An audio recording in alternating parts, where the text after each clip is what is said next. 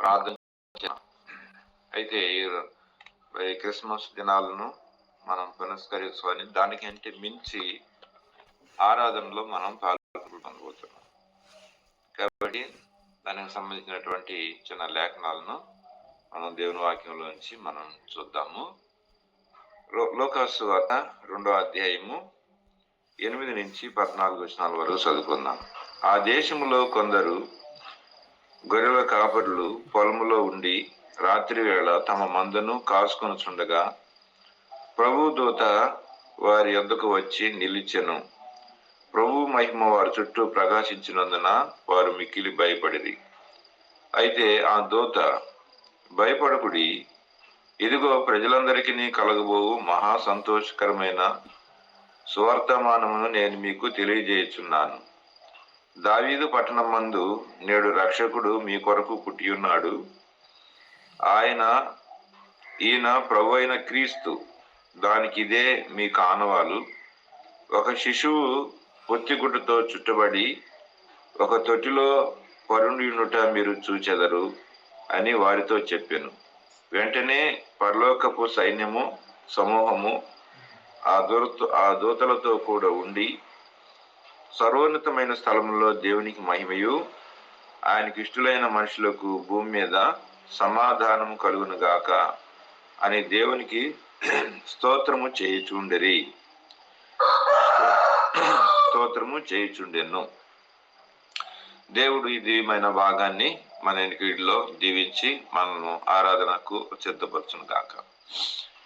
ఈ చదవబడినటువంటి ఈ భాగాన్ని మనం జ్ఞాపకం చేసుకుంటున్నాం. ఈ భాగంలో మరి ఒక చిన్న భాగాన్ని నేను మరి మన గమనానికి మనం తీసుకొచ్చుకుందాం ఆరాధన కొరకై. దావీదు పట్టణం మందు 11వ వచనంలో నేడు రక్షకుడు మీ కొరకు పుట్టియున్నాడు. ఈయన ప్రభువైన క్రీస్తు. దానికి ఇదే మీ కానవాలు. ఒక శిశువు పొత్తిగుడ్డతో చుట్టబడి ఒక తొట్టిలో పడినుండుట మీరు చూచెదరని వారితో చెప్పాను. ఇక్కడ యేసుక్రీస్తు ప్రభువారికి, లోకరక్షకుడు అయిన యేసుక్రీస్తు ప్రభువారికి మరి ఒక తొట్టిలో పరుండ పెట్టి పొత్తిగుడ్డలతో ఆయన చుట్టిన విధానం అనేటువంటిది మనం ఈ ఉదయకాల సమయంలో మనం జ్ఞాపకం చేసుకున్నాం. ఈ పొత్తిగుడ్డలతో చుట్టబడిన ఈ విధానము ఒక ఆనవాలుగా దేవుడు వారికి ఇచ్చారు. ఈ ఆనవాలు ఏమై ఉంది అనేది బైబిల్లో నుంచి మనం కొన్ని సంగతులు మనం చూడాల్సినటువంటి వారుగా ఉంటున్నాం. ఏంటి ఈ పొత్తిగుడ్డలు అనేది మనం చూడాలి అన్నమాట. ఇక్కడ మొదటిగా మన దీనస్థితిని దేవుడు చూశాడు. అప్పుడు లోకరక్షకుడుగా పుట్టిన ఆయన దీనస్థితి కాదు, దానికంటే ముందు మన దీనస్థితిని ప్రభు చూశాడు. ఆ విషయాన్ని నేను జ్ఞాపకం చేస్తా. యెహెజ్కేలు గ్రంథం 16వ అధ్యాయము 4వ వచనం చూస్తాం.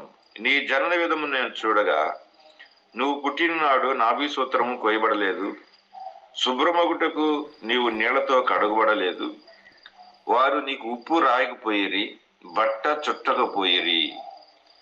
ఇక్కడ మనం చూస్తున్నాము, దేవుడు మన స్థితిని చూస్తున్నాడు. ఆయన మన స్థితిని చూసి మన వలె మరి ఆయన కూడా మనల్ని కనికరించి ఆయన పొత్తిగుడ్డలతో చుట్టబడినటువంటి అనుభవం ఆయన మన వలనే ఆయన పొందినటువంటి వాడుగా మనం చూస్తున్నాం ఇక్కడ. కాబట్టి మనం రక్తములో పొర్లే వాడుతూ ఉన్నాము. తర్వాత రక్తంలో మనం అటు ఇటు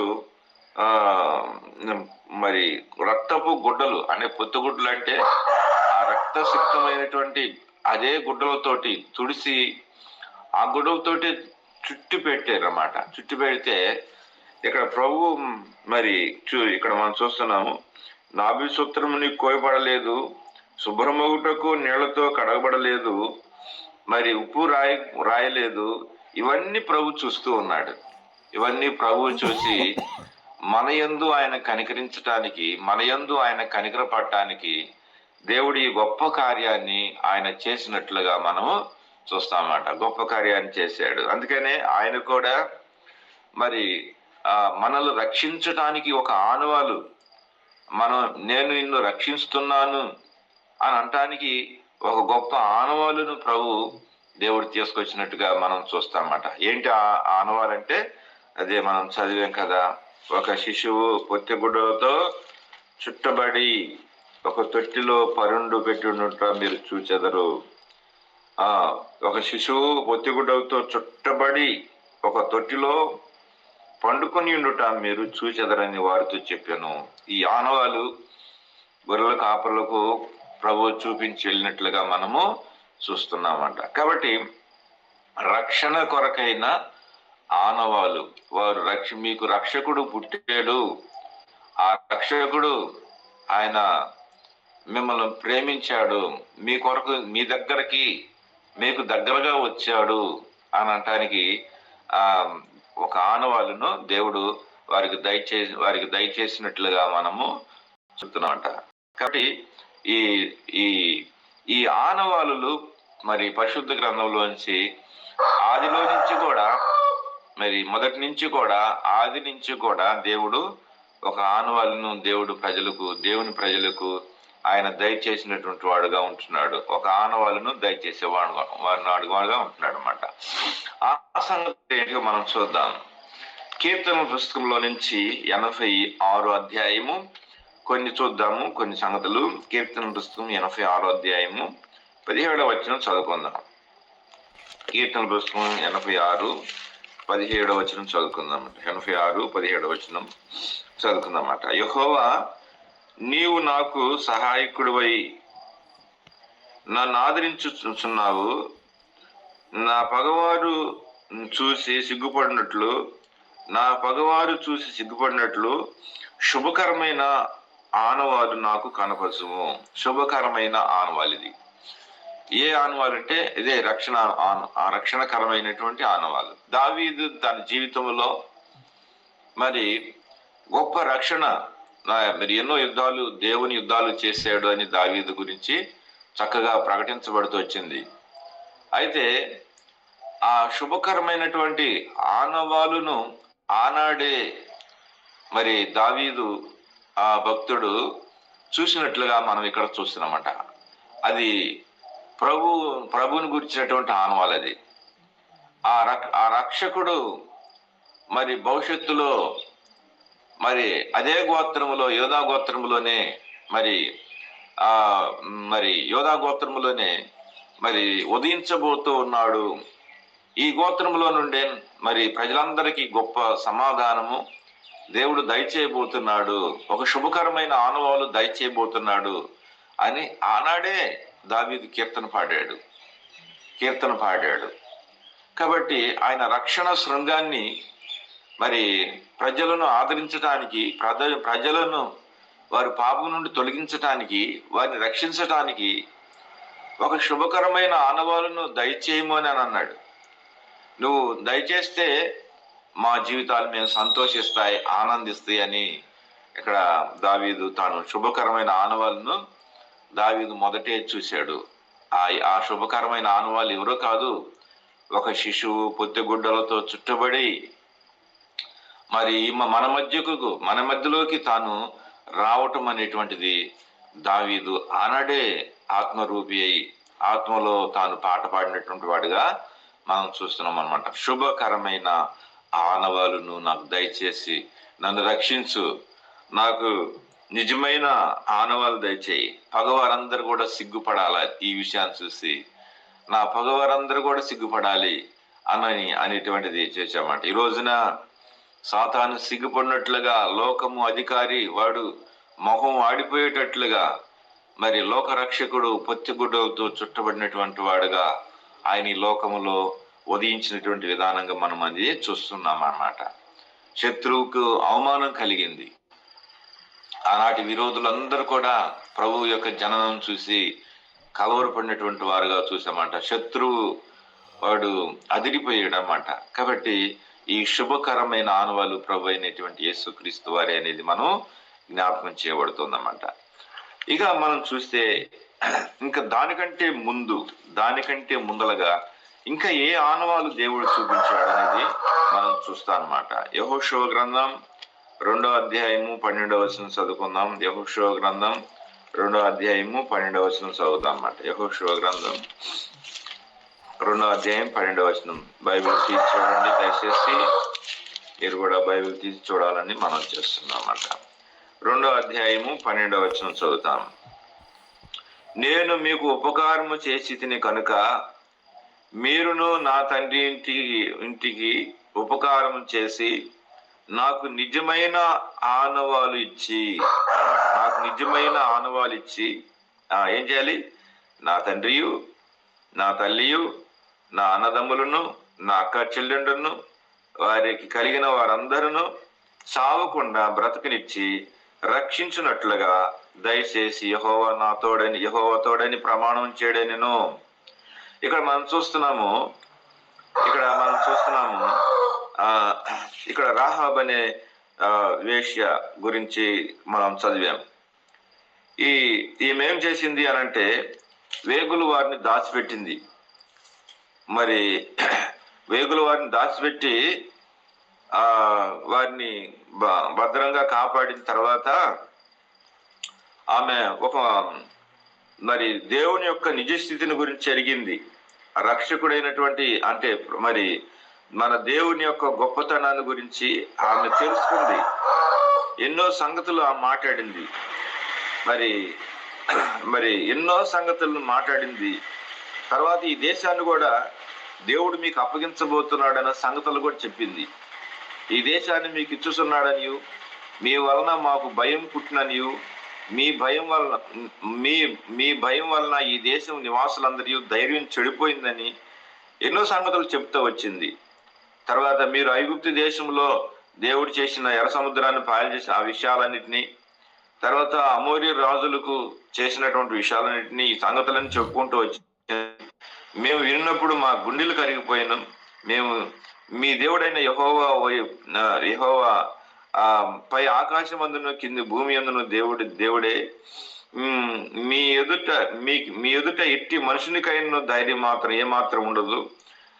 నేను మీకు ఉపకారం చేసి తిని గనక మీరును నా తండ్రి ఇంటి వారికి ఉపకారం చేసి నాకు నిజమైన ఆనవాళ్ళు దయచేయమని అడిగింది. నిజమైన ఆనవాళ్ళు అన్నమాట. అప్పుడు వాళ్ళక మరి ఎర్రని తొగరు దారం తీసుకొచ్చి తన కిటికీ కడతారు.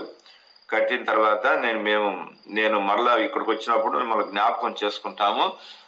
మేము నిన్ను నీ కుటుంబంలో ఎవరైతే ఉంటారో వారందరినీ మేము కాపాడుతామని వారు నిజంగా ప్రమాణం చేసి వెళ్తారు అన్నమాట.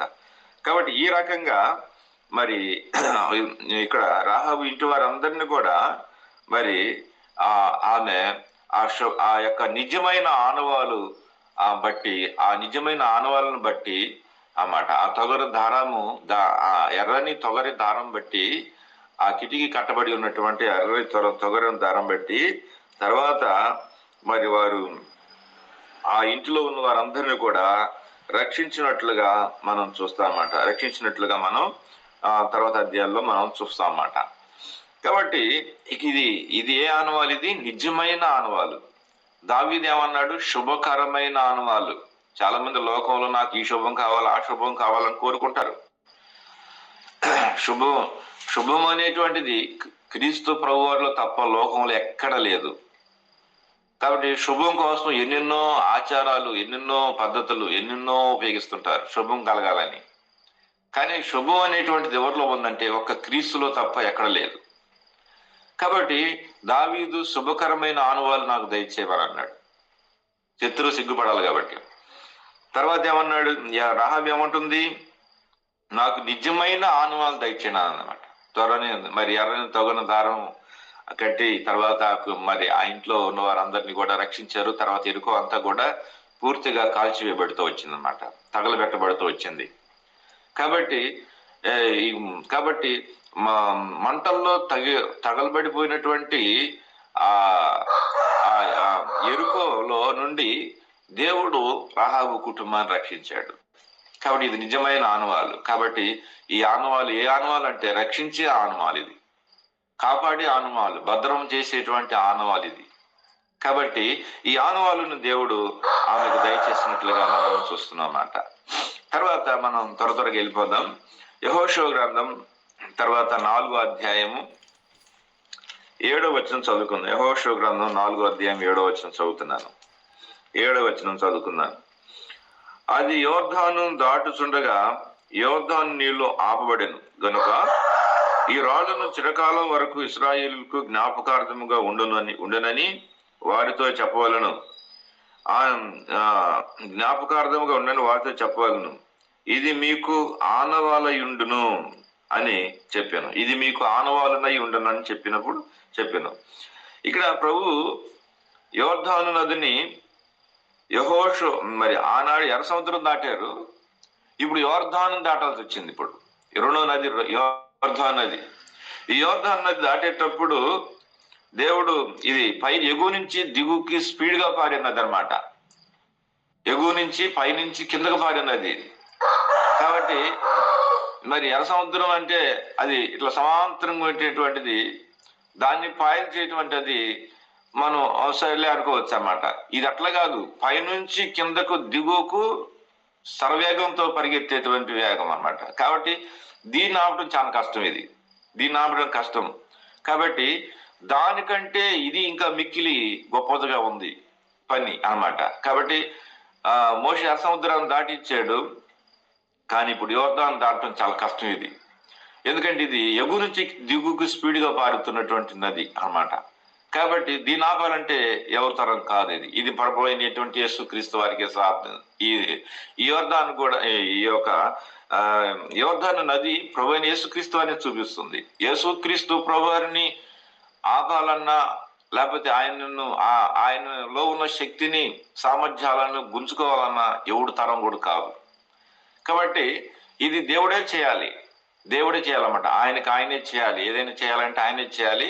ఆయన తర్వాత ఇంకెవడు చేయడానికి కుదరదు అన్నమాట ఇది. కాబట్టి ఇది దేవుడే స్వయాన మరి ఆ యోర్దానును ఎగువ నీళ్లు ఎగువ ఆపేసాడు, దిగు నీళ్లు దిగున ఆపేసేసేసాడు.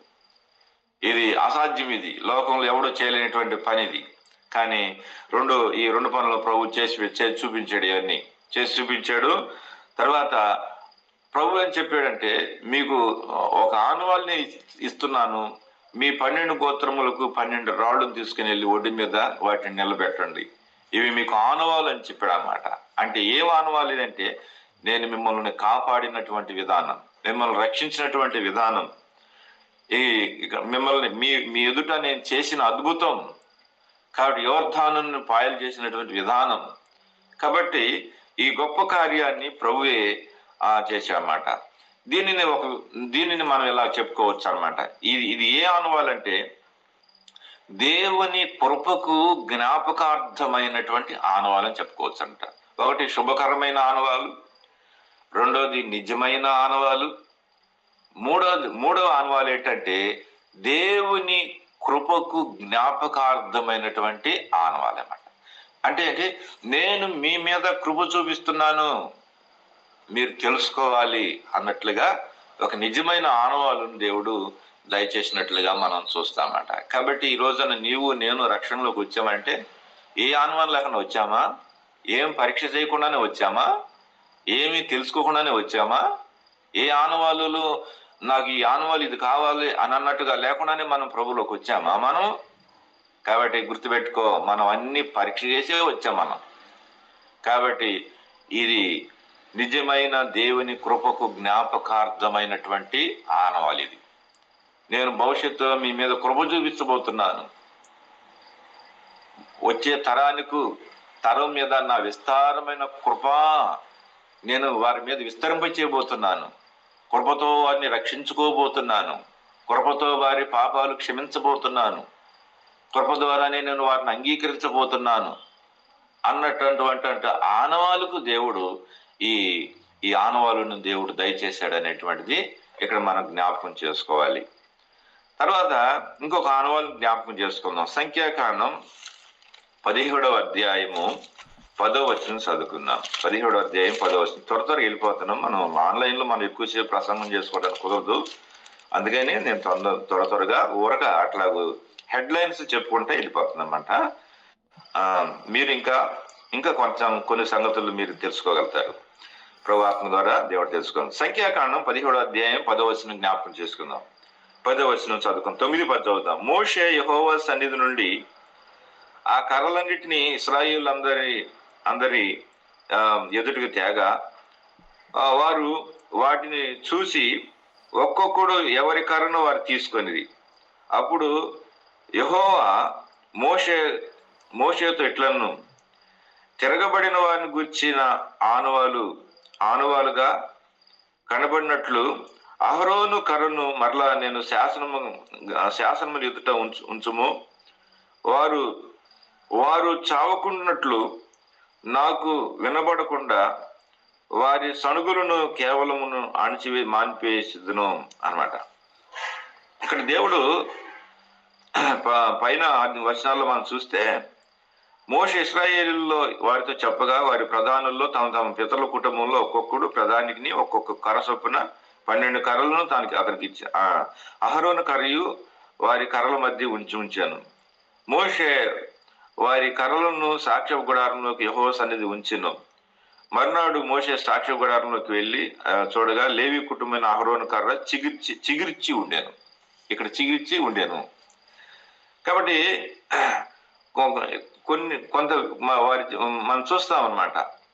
వారు సనుగులు సంశయాలను చూసి ప్రభు మరి దేవుడు ఒక ఆనవాళ్ళు దేవుడు చెప్పాడు అన్నమాట. మీరు చెప్పారు, దేవుడు అహరోనును దేవుడు ఏర్పాటు చేసుకున్నాడు. ఆయన పనిని దేవుడు అంగీకరించాడు.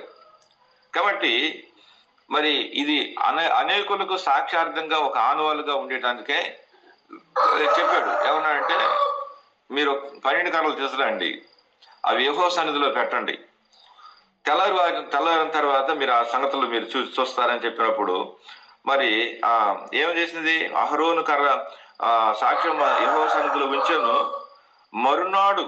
మరునాడు మోషే సాక్ష్యం గుడారంలోకి వెళ్ళి చూడగా మరునాడికి ఏమైంది? చిగురిచ్చింది. అది చిగురిచ్చి ఉంది. ఎవరు? అహరోను కర్ర ఒక్కటే అన్నమాట. మిగతా కర్రలు ఏవి చిగురించలేదు. అన్నమాట. ఇది ఏ ఆనవాలు? అందుకన్నాడు, దీన్ని తీసుకెళ్లి ఈ చిగురించిన ఈ అహరోను కర్ర తీసుకెళ్లి ఎక్కడ పెట్టమన్నాడు? చిగురించి పువ్వులు పూసి బాదం పండ్లు కూడా వచ్చినాయట దానికి. మర్నాటికి అటొస్తే మర్నాటికల్లా అది చిగురించింది, తర్వాత పూత వేసింది, తర్వాత కాయలు కూడా వచ్చేసినాయి అన్నమాట. కాయలు కూడా ఈ 3 పనులు ఒక రాత్రిలో జరిగిపోయినాయా? ఒక రాత్రిలో జరిగినాయి. మరి ఇది దేవుడు వారికి ఇచ్చిన ఆనవాళ్ళు. ఏంటి ఆనవాళ్ళు అంటే కాపాడటానికి ఆనవాళ్ళు అన్నమాట. వారిని సంరక్షించబోతున్నానికి, నేను మిమ్మల్ని కాపాడేవాడిని, నేను మిమ్మల్ని పోషించేవాడను, నేనే మిమ్మల్ని భద్రం చేసేటువంటి వాడను. కాబట్టి మీకు మీరుగా గొప్ప చేసుకోవడానికి ఏ ఆనవాళ్ళు మీకు లేదు. కాబట్టి నేను మీ భవిష్యత్తును ఎరిగినటువంటి వాడను. కాబట్టి మీ సనుగుల్లో సంశయాలు మానేసేసి నేను మిమ్మల్ని ఏ విధంగా కాపాడబోతున్నానో అది జ్ఞాపకం చేసుకోండి అని ప్రభువు చెప్పాడు అన్నమాట. కాబట్టి అదే మనం చూస్తున్నాం. ఏమని చెప్పాడు ఇక్కడ? మోషే యెహోవా సన్నిధి నుండి ఆ కర్రలన్నింటినీ ఇశ్రాయేలందరినీ ఎదురు తేగా వారు వాటిని చూసిరి. అందరూ చూశారు. ఒక్కొక్కడు ఎవరి కర్రను వారు తీసుకొనిరి. అప్పుడు యెహోవా మోషేతో ఇట్లను, తిరగబడిన వారిని గురించిన ఆనవాలుగా కనబడినట్లుగా అహరోను కర్రను శాసనము గల మరలా శాసనముల ఎదుట దాన్ని ఉంచుము అని అన్నాడు. ఎందుకు ఉంచాడంటే, ఎవరైతే తిరగబడ్డారో వారికి నేను వారిని క్షమించాను, వారిని కాపాడుతున్నాను, వారిని ఇంకా భద్రం చేస్తున్నాను అని అనటానికి వీలుగా అన్నమాట. అహరోను కర్రను జ్ఞాపకార్థంగా శాసనం గల మనసు మీద దాన్ని ఉంచినట్లుగా మనం చూస్తున్నాం. కాబట్టి ఆయన మనం కాపాడే దేవుడు. ఆయన మన జీవితంలో చూస్తాం అనమాట. మనం లోబడినట్టే ఉంటాం, లోబడలేం. తగ్గించుకున్నట్టే ఉంటాం, తగ్గించుకోలేం. విధేయులంగా ఉన్నట్టుగా ఉంటాం, కానీ విధేయత ఎంత మట్టుకుందో అది ఎంత శాతం ఉందో చెప్పలేం అన్నమాట. జ్వరం అయితే థర్మామీటర్ పెట్టి చూడవచ్చు. బ్లడ్ ఇన్ఫెక్షన్ అయితే బ్లడ్ టెస్ట్ తెలుసుకోవచ్చు. కడుపులో ఏమైనా అవయవం చేస్తే స్కాన్ ద్వారా తెలుసుకోవచ్చు. కానీ క్రైస్తవుడు ఏ లోతులో ఉన్నాడు ఎవరికి తెలియదు. నీళ్ళలో ఉన్న లోతు మరి సామెతలు కొన్ని ఉంటున్నాయి కదా, మనం చెప్పలేము అనమాట. వీడు ఎటు మళ్ళీపోతాడో మనకి వెళ్ళిపోతాడో తెలియదు అనమాట. అందుకని దేవుడు ఒక శుభకరమైన ఆనవాలు ఇస్తున్నాడు ప్రభు. ఆ ఆనవాలు ఏంటంటే, నేను మిమ్మల్ని కాపాడేవాడిని, నేను మిమ్మల్ని భద్రం చేస్తున్నాను, నువ్వు ఏ స్థితిలో ఉన్నప్పటికీ, నువ్వు ఎలాంటి పరిస్థితుల్లో ఉన్నప్పటికీ కూడా నేను నిన్ను కాపాడుతూ ఉన్నాను, నేను నిన్ను భద్రం చేస్తూ ఉన్నాను. కాబట్టి అందును బట్టి మనం ప్రభును స్తుతించాలి. ప్రభువా, నన్ను కాపాడుతున్నావయ్యా, నన్ను భద్రం చేస్తున్నావు అని చెప్పేసి అనేది ప్రభు మన గురించి అన్నమాట.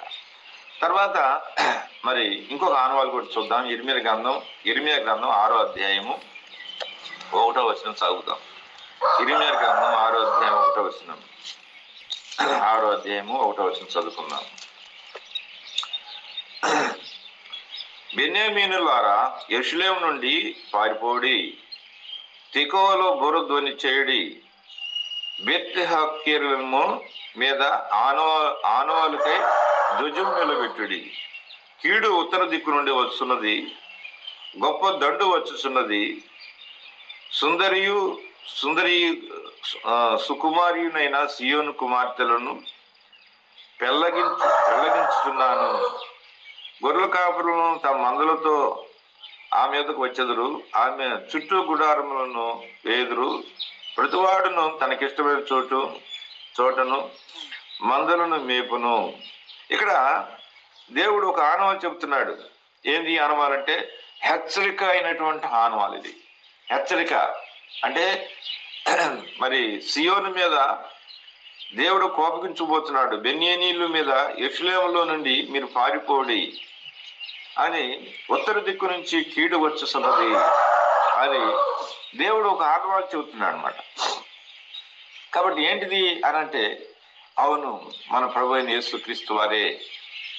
ఆయన లోకానికి ఒకసారి తీర్పు తీర్చమని ఒక స్త్రీ వచ్చి అడిగినప్పుడు, నన్ను తీర్పుగానని ఎవరు పెట్టారు, ఈ లోకం నేను ఇంకా తీర్పు తీస్తున్నా, నా సమయం ఇంకా రాలేదు అని ప్రభు మాట్లాడుతూ వచ్చాడు. కానీ ఆయన ఎవరు అని అంటే, ఆయన ఆయన ఆయన లోకంలో మానవాళి కొరకు ప్రాణం పెట్టి సమాధి చేయబడి పునరుద్ధానుడై తిరిగి లేచడం ద్వారా అన్నిటి మీద అధికారం పొందిన వాడై మరి ధవళ సింహాసనం మీద కూర్చొని తీర్పు చేసేటువంటి అంతటి అధికారాన్ని దేవుడు పొందాడు అన్నమాట.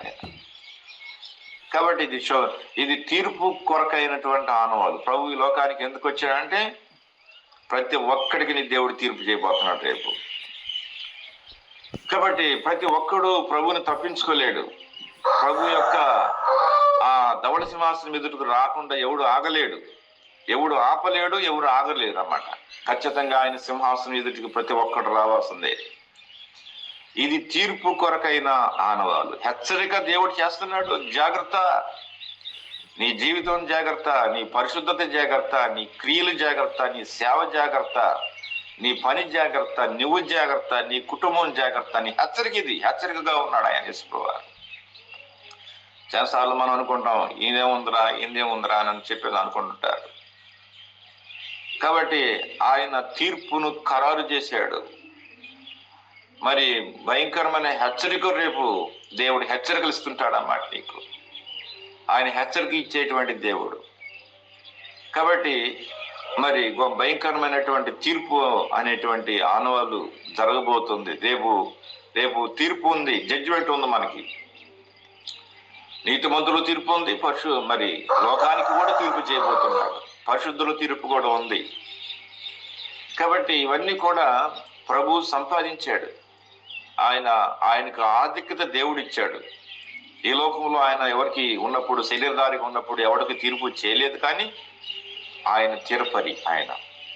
కాబట్టి ఆయన తీర్పులు న్యాయవంతమైనవి, న్యాయబద్ధమైనవి. చాలా మంది ఆ స్త్రీని, పాపం ముందు పట్టబడిన స్త్రీని రాళ్ళతో కొట్టుకుంటూ తీసుకొచ్చారు. ఆయన కృపతో వారికి తీర్పు తీర్చాడు. అది మీలో పాపం లేని వాడు మొదట రాయి వేయండి, ఆ తర్వాత మీరందరూ కూడా రాయి వేసి సంపొచ్చన్నప్పుడు వారి మనసాక్షులు గద్దించి రాళ్ళు పడేసి వెళ్ళిపోయారు అక్కడి నుంచి. కాబట్టి ఆయన తీర్పులు న్యాయ సంబంధమైనవి, యథార్థమైనవి. కానీ ఈ లోకంలో యథార్థతని విడిచి, న్యాయాన్ని విడిచి, కనికరాన్ని విడిచి తిరుగుతున్నటువంటి వాళ్ళకి రేపు భయంకరమైనటువంటి తీర్పు హెచ్చరికగా ఆయన ఉన్నాడు, గుర్తుపెట్టుకోవాలి. కాబట్టి ఈ విషయంలో మనం చాలా జాగ్రత్తగా ఉండాలని దేవుని వాక్యం సెలవిస్తూ ఉంది. చివరిగా నిర్గమకాండం 12వ అధ్యాయం 3వ వచనం చివరిగా ఒక మాట చదువుకుందాం. నిర్గమకాండం 12వ అధ్యాయము 3వ వచనం చదువుకుందాం. నిర్గమకాండం 12వ అధ్యాయము 3వ వచనం చదువుకుందాం. నిర్గమకాండం 12:3. మీరు ఇశ్రాయేలీల సర్వ సమాజముతో ఈ నెల దశమి నాడు మీరు తమ తమ కుటుంబం లెక్క చొప్పున ఒక్కొక్కడు గొర్రె పిల్లనను మేకపిల్లనను, అనగా ప్రతి ఇంటికి ఒక గొర్రె పిల్లను ఒక మేకపిల్లనను తీసుకుని వలను. తర్వాత ఇంకొక విషయం చదువుతా. 13వ వచనం. మీరున్న ఇండ్ల మీద ఆ రక్తమును గుర్తులుగా ఉండును. నేను ఆ రక్తమును చూసి మిమ్మల్ని నశింప చేయక దాటిపోయేదను. నేను ఐగుప్తు దేశమును పాడు చేయుచుండగా మిమ్మల్ని సంహరించుటకు తెగులు మీ మీదకి రాదు. కాబట్టి ఈ ఆనవాళ్ళని దేవుడు మీరు మీ గడప కమ్ముల మీద రాసుకోవాలి అని చెప్పాడన్నమాట. ఇది ఏ ఆనవాళ్ళు అనంటే వాళ్ళకి జీవం ఇవ్వటానికి. ఐగుప్తిలో ఉన్నటువంటి తొలి సంతానాన్ని అన్నిటి ఏదైతే తొలి సంతానంలో ఉందో ఆ తొలి సంతానం అంతా కూడా చనిపోయింది. అంటే మరణం అనేటువంటిది వాళ్ళందరినీ కౌగిలించింది. అయితే ప్రభు ఇక్కడ మరి ఇశ్రాయేలుకి ఒక ఆనవాలు దయచేశాడు. అదేదో గొర్రె పిల్ల రక్తము వారి గడప కమ్ముల మీదకి రాసుకున్నప్పుడు, మరణపు దూత వారి ఇంటిని తొంగి చూసినప్పుడు ఆ రక్తం మరక కనపడినటువంటి ప్రతి ఇంటిని దాటిపోయింది మరణ దూత. కాబట్టి వారికి మరణము, వీరికి జీవం అని ప్రసాదించాడు. జీవమునిచ్చే ఆనవాలు ఇది అన్నమాట. బ్రతికి ప్రాణం పోసే ఆనవాలు ఇది. కాబట్టి ఇది మనకు ఏముందంటే ప్రభు అయిన యేసుక్రీస్తు వారి యొక్క రక్తము మరి మన ప్రతి మరణము నుండి, ప్రతి పాపము నుండి, ప్రతి శాపము నుండి దేవుడు మనల్ని బయటికి తీసుకొచ్చినటువంటి విధానాన్ని ఇక్కడ జ్ఞాపకం చేయబడుతుంది. కాబట్టి ఈ పొత్తిగుడ్డల్లో ఇంత గొప్ప మర్మము దాగి ఉంది. ఇంత గొప్ప మర్మం అనేటువంటిది దాగి ఉంది. ఒక శిశువు పొత్తిగుడ్డలతో చుట్టబడి ఉండటం మీరు చూచెదరు. గొర్రెలు కాపులు చూశారు వారు. అవి రక్తపు మరకలతో ఉన్నాయి. ఆ గుడ్డతోటి చుట్టబడి ఉన్నాడు ప్రభు. అది పశువుల తొట్టులో పరుండ పెట్టబడి ఉన్నాడు. వారు చూసినప్పుడు అవి తేటగా అవి కనపడి, జ్ఞానులైన ఎప్పుడో వచ్చారు కానీ వీళ్ళైతే పుట్టినమ్మటనే వచ్చారు వీళ్ళు అన్నమాట. ఆయన పుట్టినమ్మటనే రాగలటానికి దేవుడు గొర్రెల కాపులకి యాజకత ప్రభు వారికి ఇచ్చాడు. జ్ఞానులైనా కొంత లేట్ అయింది కానీ రావటానికి, వీళ్ళు వెంటనే వచ్చి చూస్తే ఎంతో ధన్యులు అన్నమాట. ఈ పొత్తిగుడ్డలు ఏం చూపిస్తున్నాయి? రక్తపు మరకలు ఉన్నాయి దాని మీద. తర్వాత ఆ గుడ్డలు ఏం చూపిస్తున్నాయన్నమాట? మరి విడుదల, విమోచన కలిగించేవాడు, పాపమును పరిహరించేవాడు, మరణాన్ని తీసేసేవాడు, మరి మన మీద ఉన్న పాప శాపములను మోసేవాడు అని ఈ యొక్క వస్త్రములు జ్ఞాపకం చేస్తూ ఉన్నాయి. అదే గుడ్డలు తర్వాత మనం చూస్తాము, నారు బట్టతో చుట్టబడి మరి యేసేపు యొక్క సమాధిలో పెట్టబడినటువంటి క్రీస్తు ప్రభువారు యొక్క ఆ యొక్క గుడ్డలు కూడా, ఆ నారబట్టలు కూడా అంత రక్తసిక్తమై ఉన్నాయి. తొట్టిలో రక్తసిక్తమై ఉన్నటువంటి యేసుక్రీస్తు ప్రభువారు అలాగనే సమాధిలో కూడా ఆయన రక్తసిక్తంతో ఉన్నాయి. వస్త్రాలు రక్తసిక్తంతో ఉన్నాయి, మొత్తం తడిచిపోయి ఉన్నాయి. కాబట్టి ఇవి రక్షణకరమైనటువంటి ఆనవాలు. ప్రభు, ఇదిగో నేను రక్షించడానికి నేను వచ్చాను, నీ పాపాలు క్షమించడానికి వచ్చాను, నీ మీద ఉన్న ఉగ్రతను తీసివేయటానికి వచ్చాను, నీ మీద ఉన్న పాప శాపాలు నేను మోయటానికి వచ్చాను, నీకు విడుదల విమోచన కలగ చేయటానికి వచ్చాను, నీకు పరిచర్య చేయటానికి వచ్చాను, నిన్ను నిత్య జీవానికి నడిపించడానికి వచ్చాను, నీకు మార్గాన్ని చూపించడానికి వచ్చాను అన్నట్టుగా ఈ యొక్క గుడ్డలు ఉన్నట్లుగా మనం, పొత్తిగుడ్డలు ఉన్నట్లుగా మనము చూస్తున్నమాట. ఈ ప్రేమగల దేవుడు మనకు శుభకరమైన ఆనవాలు ఇచ్చాడు, నిజమైన ఆనవాలు ఇచ్చాడు, జ్ఞాపకార్థమైన కృపకు సంబంధించినటువంటి ఆనవాలు ప్రభు ఇచ్చాడు, కాపాడే ఆనవాలు మనకిచ్చాడు, హెచ్చరికగా ఆనవాలుగా ప్రభు మనకున్నాడు. తర్వాత జీవమిచ్చేటువంటి ఆనవాలుగా ప్రభు మనకున్నాడు.